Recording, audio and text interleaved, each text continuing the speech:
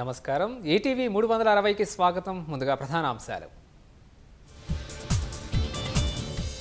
Zaheerabad industrial smart సిటీకి సహకరించాలన్న CM. రాష్ట్రానికి urea సకాలంలో ఇవ్వాలని కేంద్రానికి వినతి. మహబూబాబాద్ జిల్లాలో 400 కోట్ల ప్రగతి పనులకు శ్రీకారం. 10 ఏళ్లలో 4 కుటుంబాలే బాగుపడ్డాయని మంత్రుల ధ్వజం.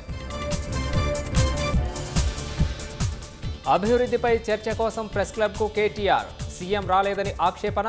మరోసారి రమ్మన్నా సిద్ధమని సవాల్.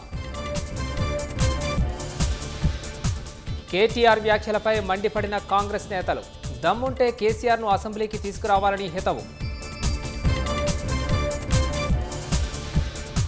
శ్రీశైలం ప్రాజెక్టు గేట్లు ఎత్తిన ఏపీ సీఎం చంద్రబాబు. నాగార్జున సాగర్ వైపు కృష్ణమ్మ పరుగులు. పురుషోత్తపట్నం ఘర్షణలో భద్రాలయ ఈవోకు అస్వస్థత. రాములోరి భూముల ఆక్రమణలు అడ్డుకునే క్రమంలో ఘటన.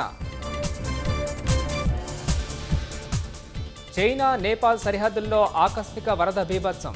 18 మంది పౌరుల గల్లంతు. కొట్టుకుపోయిన వంతెన.